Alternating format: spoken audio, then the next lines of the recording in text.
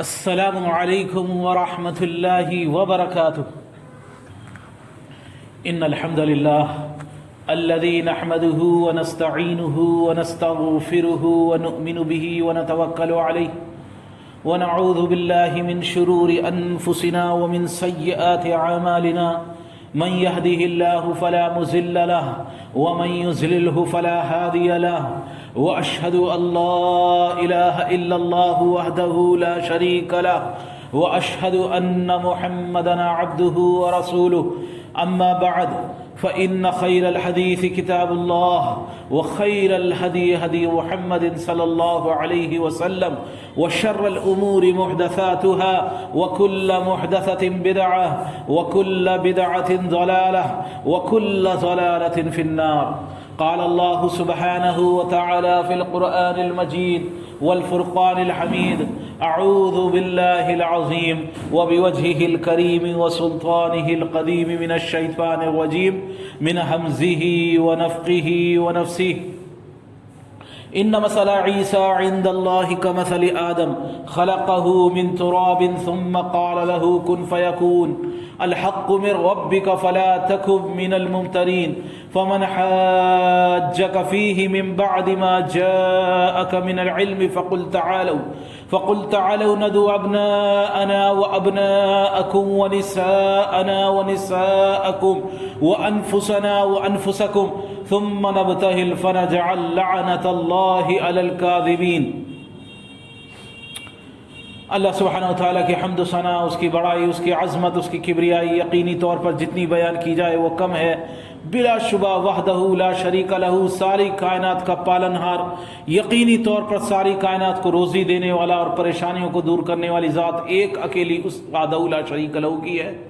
اس کے علاوہ کوئی نہیں ہے جس کے لیے منتیں مانگی جائیں یا جس کے گھر کے سجدے کیے جائیں، جس کے آگے تھوڑا جھکا جائے یا پورا جھکا جائے، جس کے گھر کا طواف کیا جائے اور جس کے لیے قربانیاں کی جائیں۔ یقینی طور پر ایک اکیلا وحدہ لا شریک لہ ہی ہے۔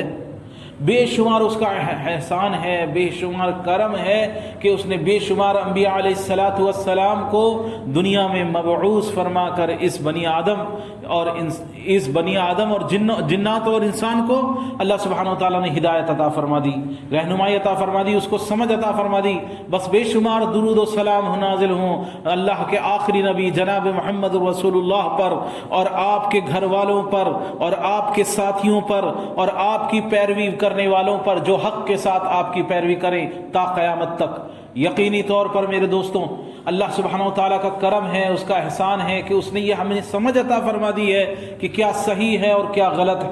یہ اللہ سبحانہ و تعالیٰ کی طرف سے ایک بڑا انعام ہے، شعور کا ملنا، انسان کے دل کے اندر اس چیز کا احساس کا پیدا ہو جانا کہ یہ چیز غلط ہے اور یہ چیز صحیح ہے۔ اللہ سبحانہ و تعالیٰ نے یہ چیز انسان کی پیدائش کے ساتھ ہی رکھی ہے۔ برائی کی پہچان اس کے ساتھ ہی ہوتی ہے، الا یہ کہ وہ بالکل اس کو ختم کر دے۔ جب انسان برائی کو انجام دیتا ہے، کسی برے کام کو، برے فعل کو انجام دیتا ہے، اس کا دل فوراً اس کو کچوٹتا ہے، فوراً اس کا دل جو ہے اسے تکلیف پہنچی ہے اس کے دل کو کہ یہ کیا کر رہا ہوں، یہ غلط کر رہا ہوں، یہ غلط ہے جو میں کر رہا ہوں۔ لیکن جب وہ اس آواز کو دبا دیتا ہے، کمزور کر دیتا ہے، تو پھر وہ آواز دبتی چلی جاتی ہے، حتیٰ کہ ایک وقت وہ آتا ہے جب اللہ کی طرف سے مہر لگ جاتی ہے، سیل لگ جاتی ہے۔ اب کتنا ہی دل اب نہیں ہوتا احساس، کتنا انسان جو ہے برائیوں میں لگ جائے، گناہوں میں لگ جائے، اس کو احساس نہیں ہوتا۔ اس کی مثال ایسی ہے جیسے ایک صاف شفاف کپڑے پہنا ہوا آدمی، جب اس کے اوپر ایک ذری سی چھیٹ، ایک ذرا سا دھبکا، ایک ہلکی سی میل لگتی ہے، اس کو فوراً احساس ہوتا ہے ارے میرے کپڑوں پہ یہ کیا لگ گیا۔ لیکن ایک انسان جس کے اوپر میل کے اوپر میل، میل کے اوپر میل، کیچڑ کے اوپر کیچڑ، جب وہ ایک کام ایسا کر رہا ہے، ایک گندگی کا کام کر رہا ہے، گٹر کے اندر صبح سے شام تک، مٹی کے اندر، گٹر کے اندر صبح سے شام لوٹے لگا رہا ہے، اب صاحب اس کے اوپر کتنی بڑی کیچڑ ڈال لیجیے، کتنی بڑی گندگی ڈال لیجیے، اس کو احساس نہیں ہوگا۔ وہی ہمارے دل کی حالت ہے۔ اگر اس دل کے اوپر جب ایک گناہ ہوتا ہے، اللہ کے رسول صلی اللہ علیہ وسلم نے فرمایا جب ایک انسان ایک گناہ کرتا ہے تو ایک سیاہ دھبا، ایک نقطہ لگ جاتا ہے، جب توبہ کر لیتا ہے تو وہ صاف ہو جاتا ہے۔ لیکن جب یہ توبہ نہیں کرتا تو دھبے پہ دھبا ایسی گندگی ایسی میل بیٹھ جاتی ہے کہ وہ اب صاف کرنے سے بھی صاف نہیں ہوتی۔ کیا کہتے ہیں میاں یہاں پہ اس فرش کے اوپر ایسی میل بیٹھی ہے، اب یہ صاف ہونے والی نہیں، اب اس کا کیا ہے، یہ ٹوٹے گا ہی فرش، اب کچھ نہیں ہو سکتا، اس کا کوئی بھلا نہیں ہو سکتا، یہ برتن، یہ نل، یہ پائپ، اس کے اوپر یہ گندگی جم گئی ہے، اب اس کو کچھ بھی کر لو، کتنا بھی گھیس لو، اب کچھ نہیں ہونے والا، اب کوئی مسئلہ حل نہیں ہوگا، بس یہ گیا، کیونکہ اس کے اندر اتنا وقت سے لگی ہوئی، ہاتھ کے ہاتھ صفائی ہوتی رہتی، بچتا رہتا۔ اسی لیے فرمایا کہ توبہ کرو ہاتھ کے ہاتھ، جب دل کے اندر احساس ہو کہ مجھ سے کچھ غلط ہو گیا ہے، توبہ کرو، اس کی صفائی کرو، ورنہ وہ ایک بار جم جائے گی پھر نہیں نکلنے والی، پھر وہ احساس ہی ختم ہو جائے گا توبہ کا، پھر انسان کو احساس نہیں ہوتا کہ میں کچھ غلط کر رہا ہوں، کچھ برائی کر رہا ہوں۔ میں نے عیسیٰ بن مریم علیہ السلام کے تعلق سے گزشتہ جمعوں کے اندر بہت لمبی اس کی تفصیلات میں نے آپ کے سامنے عرض کی تھی۔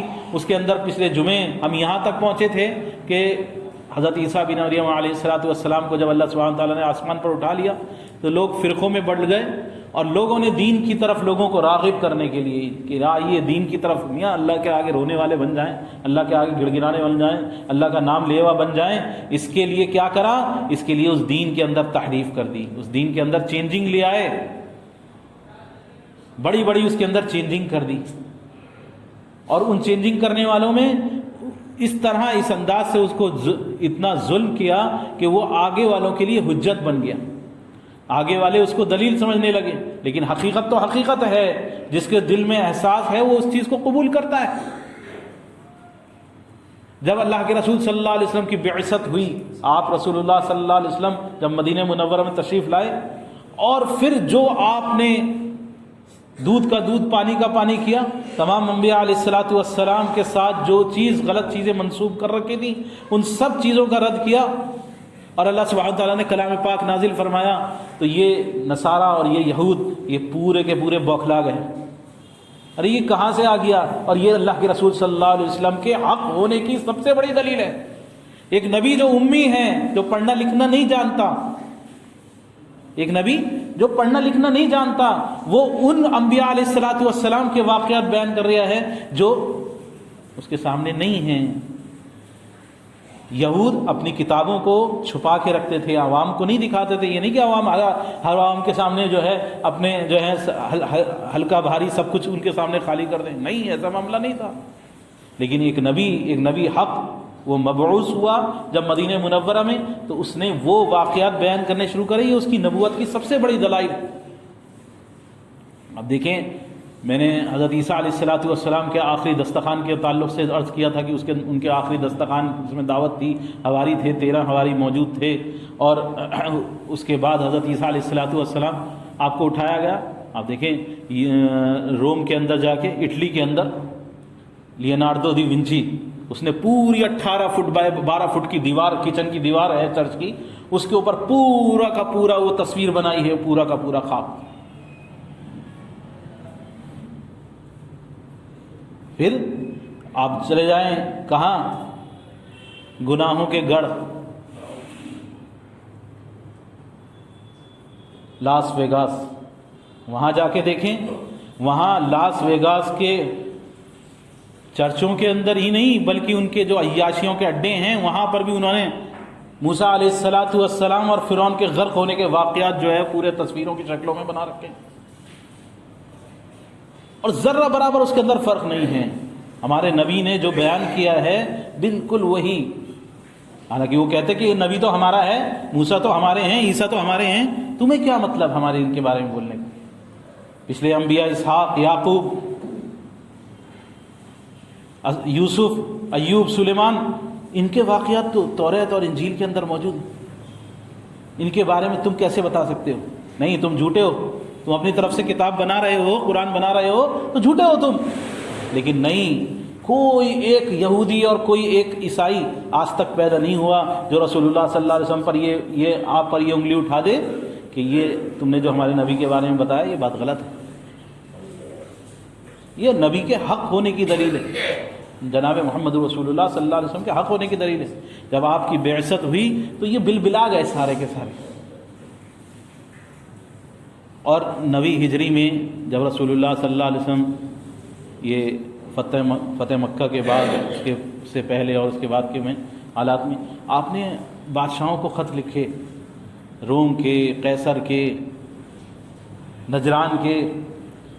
یہ نجران کے واقعہ جو ہے اپنے آپ میں ایک حجت ہے، بغور اس کو سننے کی چیز ہے کہ نجران کے لوگوں کی طرف رسول اللہ صلی اللہ علیہ وسلم نے ایک خط لکھا، اور خط یہ تھا: بسم اللہ ابراہیم و اسحاق و یعقوب۔ شروع کرتا ہوں اس اللہ کے نام سے جو اللہ ہے، ابراہیم کا، اسحاق اور یعقوب کا رب جو ہے، اس کے نام سے میں شروع کرتا ہوں۔ من محمد، یہ محمد صلی اللہ علیہ وسلم کی طرف سے ہے۔ محمد نبی رسول اللہ جو اللہ کا رسول ہے، نبی ہے محمد، یہ اس کی طرف سے یہ خط ہے۔ آپ کا یہ مبارک خط آپ نے اس انداز سے لکھا۔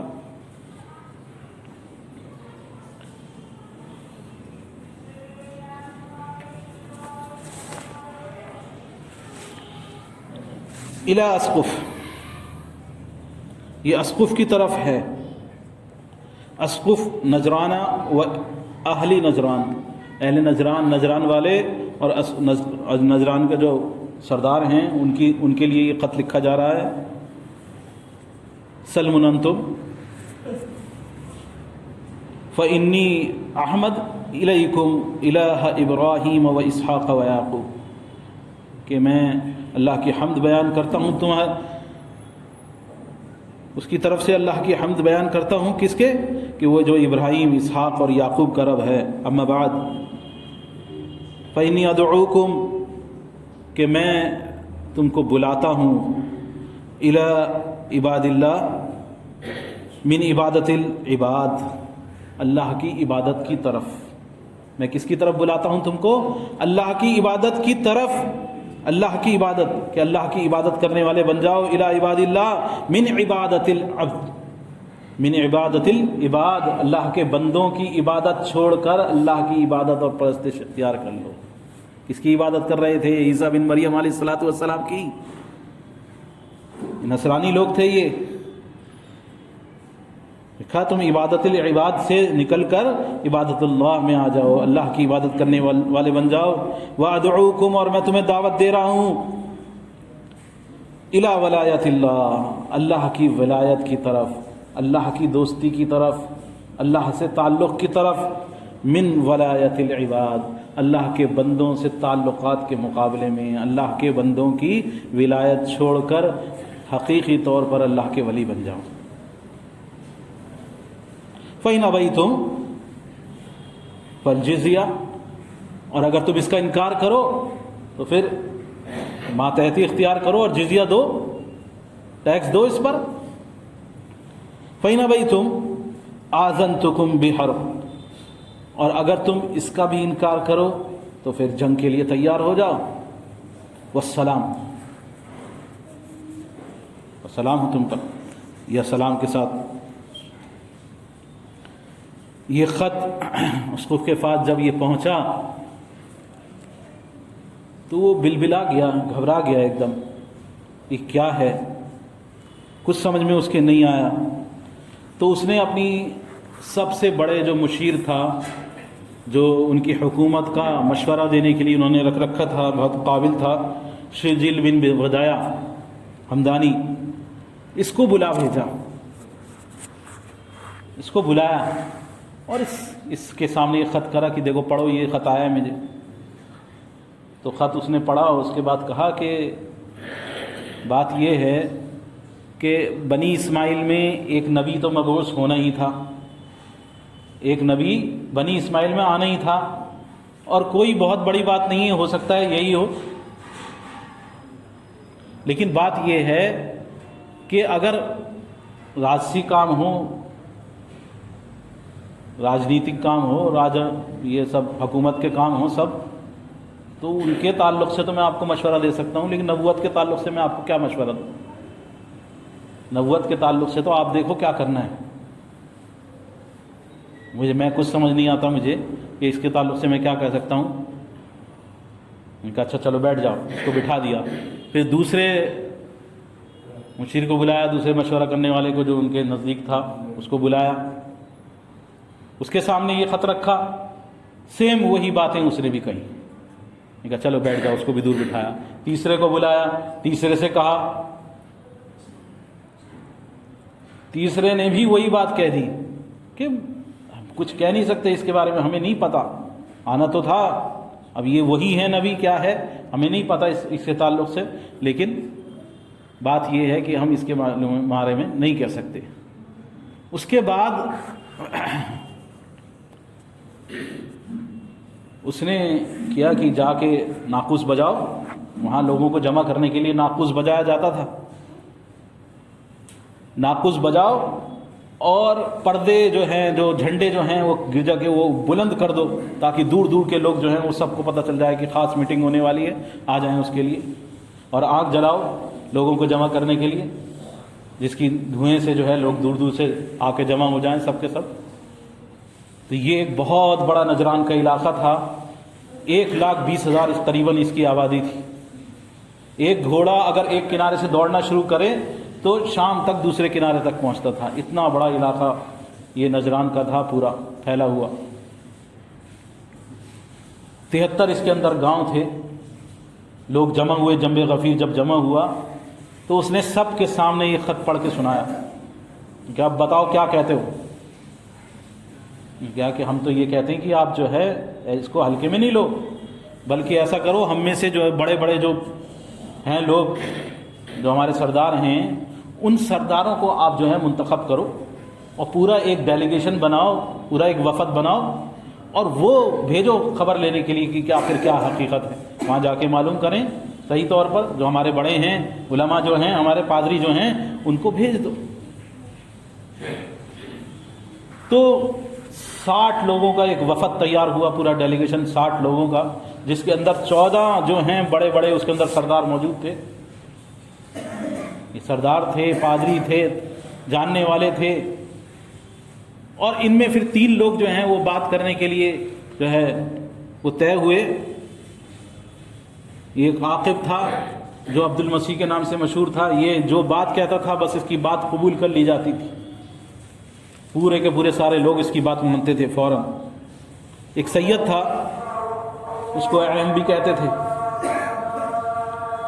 اس کا معاملہ یہ تھا کہ یہ نصرانی بعد میں ہوا تھا، لیکن اس کی استقامت دیکھ کر اور اس کا علم دیکھ کر اس کو خوب مال و رتبہ خوب اچھی طرح سے ان کو عطا کر دیا گیا تھا، بڑے مقام مرتبے والا بن گیا تھا یہ، اور سمجھداروں میں سے تھا، قوم کے اندر اس کی بات بڑی سنی جاتی تھی۔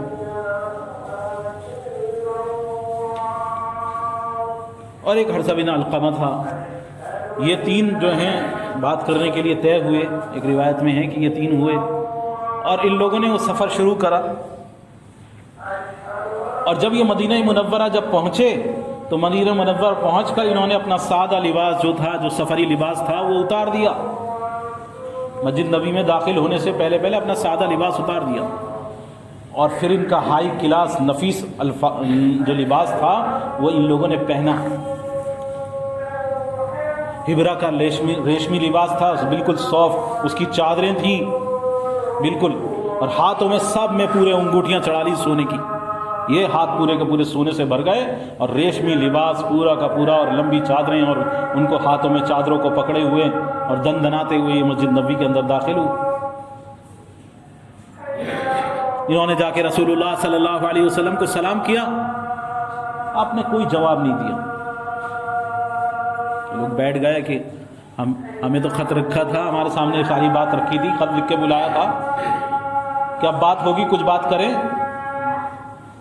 کچھ ہم ان سے پوچھیں، کچھ بات کریں۔ اللہ کے رسول نے توجہ ہی نہیں دی، بہت دیر بیٹھے رہے، آخر میں بور ہو گئے، بالکل نا امید ہو گئے کہ ہم سے کوئی بات ہی نہیں کر رہے، ہم سلام کر رہے ہیں، ہماری طرف دیکھ بھی نہیں رہے، ہماری کوئی ویلیو ہی نہیں ہے، کچھ بھی ہماری طرف نظر نہیں ہو رہی۔ پھر یہ اٹھے وہاں سے سب کے سب، انہوں نے کہا کہ یہاں جو بڑے عثمان بن عفان رضی اللہ تعالیٰ اور حضرت جو بڑے بڑے جو ان کے جو وہ تھے مسلمانوں میں جو پیسے والی پارٹیاں تھیں، حضرت عثمان بن عفان تھے اور حضرت عوف یہ لوگ جو ہیں ان کو تلاش کرتے ہوئے پہنچے. جب یہ ان لوگوں کے پاس پہنچے ان کو جا کے کیا کہ بھائی تمہارے نبی نے اس طرح خط لکھا تھا, ہمیں بلایا تھا, ہم آئے, ہماری تو کوئی سن ہی نہیں رہے, وہاں پہ دیکھ بھی نہیں رہے, ہمارے سے بات ہی نہیں ہو رہی, بتاؤ کیا ہے. تو انہوں نے کیا کہ علی رضی اللہ تعالیٰ اس کو منتخب کیا کہ ان کو بتاؤ کیا بات ہے.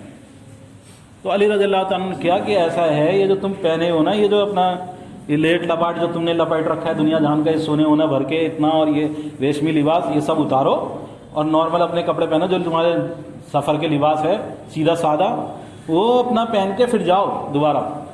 انہوں نے یہی کرا, اپنا سب جو اتنا ان کا جام جھنجھٹ تھا سب اتارا اور سادہ لباس پہن کے پھر اللہ کے رسول صلی اللہ علیہ وسلم کے پاس جا کے سلام کیا. پھر آپ کی مجلس میں حاضر ہوئے, آپ نے بٹھایا, ان کو بات کری, کہا کہ جب تم پہلی بار آئے تھے تمہارے ساتھ ابلیس تھا ساتھ میں بات نہیں کرتا. تو ان لوگوں نے اللہ کے رسول صلی اللہ علیہ وسلم سے آپس میں کلام کرا, اللہ کے رسول صلی اللہ علیہ وسلم سے بات چیت کری, آپ سے سوالات کرے, اس کے جوابات آپ نے دیے, آپ نے ان سے سوالات کرے, ان لوگوں نے جوابات دیے, آپس میں خوب بات چیت ہوئی. ان کی نمازوں کا وقت ہوا, ان کی عبادت کا وقت, عیسائیوں کی عبادت کا وقت ہوا, تو اللہ کے رسول نے کہا ٹھیک ہے تم اپنا یہاں عبادت کر لو. مسجد نبوی کے اندر ان لوگوں نے اپنی عبادت کری مشرق کی طرف منہ کر کے. اور یہ ڈیلیگیشن 7 دن وہاں ٹھہرا رہا, مسجد نبوی کے اندر ہی یہ لوگ عبادت کرتے تھے اپنی. آپ نے ان کو اجازت دی کہ اپنی عبادت کرنی ہے, کر لو. ان لوگوں نے طرح طرح کی باتیں اللہ کے رسول صلی اللہ علیہ وسلم سے پوچھیں, اس کے تعلق سے, نبوت کے تعلق سے پوچھا. اچھا یہ بتائیے یہ حضرت عیسیٰ علیہ السلام کے تعلق سے آپ کیا فرما رہے ہیں؟ میں نے کہا کہ میں کچھ نہیں کہتا, بس جو اللہ تعالیٰ کہتا ہے وہی میں کہتا ہوں. ٹھیک ہے انتظار کرو, اگر اللہ تعالیٰ کی طرف سے جو وہی آئے گی میں بتاؤں گا. اللہ تعالیٰ کی طرف سے سورہ آل عمران کی آیتیں نازل ہوئیں, اور اس میں یہ آیت نازل ہوئی ان مثل عیسیٰ عند اللہ کمثل آدم, عیسیٰ کی مثال ایسی ہے جیسے آدم کی مثال ہے. خلقہ من تراب ثم قال له کن فیکون, مٹی سے بنایا اور کہا ہو جا تو ہو گیا. جیسے آدم کو مٹی سے پیدا کیا تھا اسی طرح عیسیٰ کو مٹی سے پیدا کیا. لوگوں نے کہا کہ نہیں, ہم لوگوں کا تو یہ تینوں جو بات کر رہے تھے, تینوں تھے تو بادشاہی دین پر, لیکن تینوں کے عقیدے نعوذ باللہ, تینوں کے عقیدے اپنے اپنے حساب سے الگ, آپس میں اختلافات تھے کچھ مسائل کے اعتبار سے. ایک کہتا تھا عیسیٰ علیہ السلام خدا ہیں, اور دلیل اس کی کیا ہے ہمارے نزدیک, کہتے تھے کہ ہمارے نزدیک خدا کی دلیل کیا ہے کہ وہ تھے جو مٹی سے پرندہ بناتے تھے اور ہوا مار دے, پھونک ماری اور زندہ ہو جاتا تھا. جو اندھے کو مادہ ذات اندھے کو بینا کر دیتے تھے, مردے کو زندہ کر دیتے تھے. عیسیٰ علیہ السلام تو خدا ہونے کی دلیل ہے ہمارے نزدیک, یہ بہت بڑی بات ہے یہ. دوسرے وہ تھے, دوسرا اس میں تھا, وہ کہتے تھے نہیں خدا تو نہیں لیکن ان خدا کا بیٹا ہے. کہ خدا کا بیٹا کیسے, کہ دیکھو بنا ماں کہاں ہے اس کی, باپ, پھر باپ کون ہے, باپ کون ہے؟ خدا کے بیٹے ہونے کی دلیل یہ ہے کہ باپ کون ہے, وہ تو خدا نے بھیجا تھا ان کو. تیسرے کی دلیل یہ تھی کہ وہ 3 میں سے ایک, 3 خداؤں میں سے ایک خدا ہیں. اور دلیل اس کی یہ کہ دیکھو اللہ تعالیٰ اپنے کلام کے اندر پلورل ورڈز یوز کر رہا ہے اپنے لیے, سنگولر نہیں یوز کر رہا, پلورل کر رہا ہے. انا انزلناہ, ہم نے نازل کیا, یہ نہیں کہہ رہا انی انزلناہ, میں نے نازل کیا. نحنو نزلنا القرآن, یا نحنو, ہم نے کیا, ہم کرتے ہیں, ہمارا امر. نحنو کا لفظ استعمال کر رہا ہے, جمع کا لفظ صیغہ استعمال کر رہا ہے, جہاں بھی کرا کہ ہم نے کیا, ہمارا امر, ہمارا حکم. تو یہ جو ہمارا لفظ استعمال کر رہا ہے تو یہ دلیل ہے کہ وہ 3 میں سے ایک ہے. آپ خود دیکھیں اس چیز کو. تو اللہ کے رسول صلی اللہ علیہ وسلم نے ان کے سوالوں کے جوابات جو ہیں, جو برابر کرتے رہے اتنے دن میں, ان کے جوابات آپ دیتے رہے کہ یہ ایسا نہیں ہے, یہ اللہ تبارک تعالیٰ نے تو ان کو معجزہ لے کے بھیجا تھا, ان کی نبوت کی صداقت کے طور پر. یہ تو اللہ کے امر سے تھا, اللہ کے حکم سے تھا جو کچھ وہ کر رہے تھے. ان کی اپنی خود قدرت نہیں تھی, اللہ کی چاہت سے ہو رہا تھا. اور اللہ تعالیٰ نے بیٹا جیسے اللہ کا بیٹا کیسے ہو سکتا ہے کہ اللہ تبارک تعالیٰ نے آدم علیہ السلام تو بنا ماں باپ کے تھے، وہ تو پھر عیسیٰ علیہ السلام سے بڑے مقام مرتبے کے ہوں گے۔ ہمارے یہاں ہے نا کہ اللہ کے قسم بشر نہیں ہو سکتے، یہ تو نبوت، کیا نام ہے، میاں تم بڑے گستاخ رسول ہو، نبی کے مرتبے کو گراتے ہو، نبی تمہارے یہاں نبی کی وفات کو بھی کہہ دیتے ہو۔ نہیں پردہ کر جا، ایسے کہو پردہ کر گئے، آپ بشر نہیں ہیں، نور ہیں۔ وہ یہ کہتے تھے یہ بشر ہے، ہم اس کی اطاعت کیسے کریں؟ وہ کہتے ہیں بشر نہیں، نور ہیں، ہمارے یہاں ایسے لوگ ہیں۔ تو وہ کہنے لگے کہ نہیں ایسا نہیں ہے، کہنے لگا یہ نبوت کی صداقت اور دلائل تھی، یہی آپ کا بیٹا ہونا جو تم کہتے ہو، کیسے بیٹا ہو سکتا ہے اللہ سبحانہ تعالیٰ کے؟ اگر اس طرح بیٹا اس چیز کو آپ دلیل مانتے ہو تو آدم علیہ السلام تو یقینی طور پر اس سے اونچے مقام اور مرتبے کے ہو گئے۔ اور اللہ تبارک تعالیٰ نے جو جمع کے صیغے اختیار کیے، اللہ کی بڑائی ہے یہ، اللہ نے اپنے بڑائی کے طور پر کہ جو بڑا آدمی ہوتا ہے، جو حقیقی طور پر بڑا ہونے کا مرتبہ رکھتا ہے، وہ اپنے آپ کے لیے ہم کا استعمال کرتا ہے، ہم کر رہا ہے، کیونکہ وہ اپنی توحید خود بیان کر رہا ہے کہ اللہ ایک ہے، قل اللہ احد، لیکن دوسری جگہ فرما رہا ہے کہ ہم یہ کر رہے ہیں۔ تو ہم سے مطلب یہ نہیں ہے کہ وہ جو ہے اس کی بڑائی کے اندر کسی طرح، وہ اس کو استعمال کرنے کا حق ہے، وہ بڑا ہے۔ ان کو بہرحال دلائل دیتے رہے، سمجھاتے رہے، یہ اپنی دلائل میں اپنی جگہ ان کی سوئی وہیں کی وہیں اٹکی رہی۔ اللہ کے رسول صلی اللہ علیہ وسلم نے فرمایا کہ بھلا بتاؤ تو اگر میرا اپنا ذاتی مفاد ہوتا، اس دین سے میرا کوئی ذاتی کوئی مسئلہ حل ہو رہا ہوتا، میں خود چاہ رہا ہوتا اس دین کے اندر کوئی اپنا مسئلہ حل کرنا، تو میں کیوں، دیکھو مشرک، یہود اور نصارہ تینوں میری تم لوگ مخالفت کرنے والے ہو۔ مشرکین کی تو کوئی بات سرے سے صحیح ہی نہیں ہے، بت پرستوں کی کوئی بات قبول ہی نہیں کی جاتی، اس کے لیے میں کسی بات کی ان کی تصدیق نہیں کرتا، لیکن تمہاری جو باتیں صحیح ہیں ان کی میں تصدیق کرتا ہوں۔ اگر یہ میری ذات کا مسئلہ ہوتا تو میں تمہارا بھی انکار کر دیتا، کیوں اتنے جھگڑے میں پڑتا یہ بیٹا ہے کہ نہیں ہے؟ فلاں انبیاء، فلاں نبی، جو حق ہے اس کو بیان کر رہا ہوں، میری اپنی کوئی مطلب نہیں ہے،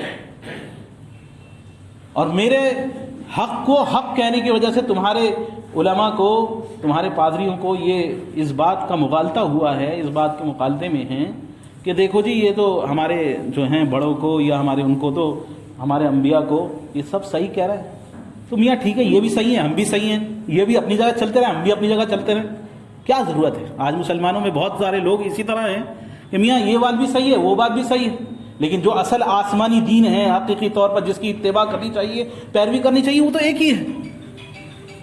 تو اس شک و شبہ میں تم مبتلا ہو، میرا اپنا کوئی ذاتی مفاد نہیں ہے، جو حق ہے اس کو حق کہنا ہے، جو سچ ہے وہ سچ ہے، اور جو بات غلط ہے میں اس کی تردید کرتا ہوں۔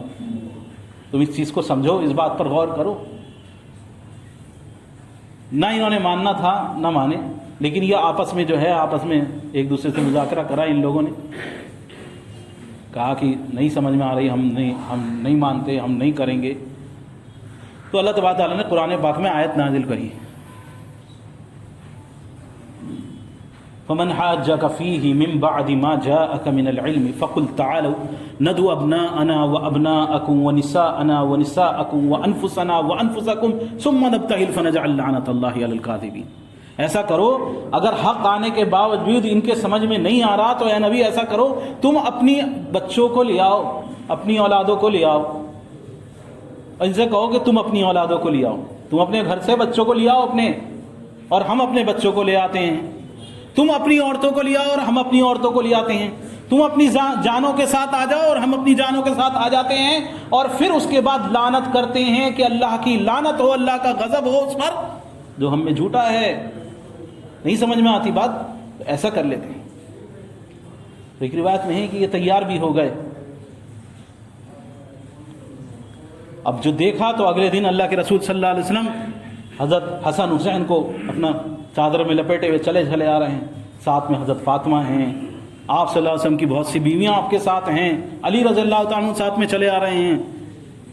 ان لوگوں کے چہرے پھک پڑ گئے فوراً، ان کے چہروں سے، میں سے ایک بولا کہ ان کے چہروں سے دیکھو، ان کے چہرے ایسے ہیں اگر یہ ابھی دعا کر دیں کہ پہاڑ اپنی جگہ سے ہل جائے تو ہل جائے گا۔ کہاں چکر میں پڑ گئے تم؟ انہوں نے آپس میں مشورہ کیا انہوں نے کہا کہ بتاؤ کیا کریں اس حالات کے اندر، آپس میں بیٹھ کے مشورہ کیا کہ بتاؤ کیا کریں. انہوں نے کہا کہ یہ ایسا سنو کہ یہ جو انبیاء اگر حقیقی طور پر ہیں، اور جو کہ یہ تو تم سمجھ گئے اچھی طرح سے کہ یہ نبی حق ہے، اگر اس نے ان کے ساتھ مل کے تم اس پر تیار ہو گئے لعنت دینے پر، تو یہ سمجھ لو تم یہاں اس وادی سے اپنے بال بچوں سمیت واپس نہیں جا سکتے. تمہارا ناخن، تمہارا بال، کوئی چیز باقی نہیں رہے گی. اگر اس لعنت کو تم نے کر لیا ان کے ساتھ مل کے تو کوئی چیز واپس جانے والی نہیں ہے. اللہ کے رسول نے ایک حدیث میں فرمایا کہ اگر ایسا وہ کر لیتے تو یہ وادی ان پر آنکھ برساتی، لیکن وہ بھاگ کھڑے ہوئے نہیں، یہ نہیں کریں گے، یہ نہیں کریں گے، بالکل بھی اس کے لیے تیار نہیں ہوں گے. اچھا اس سے بہتر تدبیر ہم دیتے ہیں آپ کو، آپ ایسا کرو، آپ جو ہمارے لیے حکم طے کرو، جو بھی طے کرو ہم وہ دینے کے لیے تیار ہیں. تو سب سے پہلے یہی لوگ تھے جن کے لیے جزیہ طے ہوا. آپ نے کہا کہ کہیں ایسا تو نہیں ہے تم اپنی طرف سے کہہ رہا ہو باقی مکر جائیں؟ کہ نہیں، سب کی طرف سے میری بات سب مانی جاتی ہے. تو کہا کہ اچھا ٹھیک ہے. کہا ایک ایسا کریے کہ ہمیں جو ہے ایک اپنے میں سے ایک بہت زیادہ امانت دار، جو ہمارے معاملات جو ہے نا آپس میں سلٹانے کے لیے ایک امانت دار، بہت امین، جس کو آپ بہت زیادہ پسند فرماتے ہوں، ایسے کسی آدمی کو ہمارے ساتھ بھیج دیجیے. ایسے کسی آدمی کو ہمارے ساتھ بھیج دیجیے جو آپ کا بہت زیادہ امانت دار ہو، بہت جو ہے جس کو آپ سمجھتے ہوں بہت زیادہ امین ہے، بہت امانت دار ہے، بہت سچا ہے، بہت زیادہ آپ کا پسندیدہ ہے. میں کہا کہ ہمیں پورے کامل امانت دار، کامل جو ہے اعتبار والے آدمی کو، مضبوط آدمی کو تمہارے ساتھ بھیجوں گا. کل انشاءاللہ کل آؤ میرے پاس، اور کل میں تمہارے ساتھ ایسے آدمی کو کروں گا. کل ظہر کے بعد آؤ. تو کہتے ہیں کہ صحابہ اکرام جو ہیں ان میں سے حضرت عمر رضی اللہ تعالیٰ کہتے ہیں کبھی زندگی میں مجھے امیر بننے کا شوق نہیں آیا. کبھی زندگی میں ایسا نہیں ہوا کہ مجھے یہ چاہت پیدا ہوئی کہ میں لوگوں کا امیر بنوں. لیکن وہ دن تھا آپ نے ایسی تعریفیں کی تھیں، میرا دل چاہتا یہ مجھے ہی بھیجنے لگے. میری چاہت تھی کہ اللہ کے رسول مجھے پسند کر لیں. تو کہتے ہیں میں ظہر کی نماز کے لیے جلدی سویرے سویرے اٹھ کے جلدی سے بھاگا میں مسجد میں، اور جا کے میں بیٹھ گیا اپنا. اب جو ظہر سے فارغ ہو گیا، اللہ کے رسول نے اپنی گردن دوڑائی، ادھر ادھر دیکھا تو عمر رضی اللہ تعالیٰ نے اپنے خوب لمبے ہو کے زیادہ نکال کے میری پر نظر پڑ جائے اللہ کے رسول کی، ہو کے کہہ رہے ہیں میں نے دکھایا، لیکن آپ مجھ کو دیکھ کے بھی آپ نے درگزر کر دیا. پھر اس کے بعد آپ نے عبیدہ بن جراح رضی اللہ تعالیٰ ان کو کھڑا کیا. کہاں ہے عبیدہ بن جراح؟ آپ کو کھڑا کیا، کہا کہ جاؤ یہ ہے امین پورے طور پر. کہا ہر امت کا ایک امین ہوتا ہے، میری امت کا امین عبیدہ بن جراح رضی اللہ تعالیٰ. ان کو بھیجا ان کے ساتھ، نجران کے ساتھ اللہ کے رسول صلی اللہ علیہ وسلم. تو یہ لوگ، ان لوگوں کے معاملات اللہ کے رسول صلی اللہ علیہ وسلم کے سامنے، ان لوگوں نے سامنے حق آنے کے باوجود جب دل قبول کر لیا، لیکن یہ کہ ہم معاملہ یہ ہے کہ ہماری سلطنت چلے جائے گی، ہماری بادشاہی چلی جائے گی، ہم کیوں کسی کے زیر ہوں.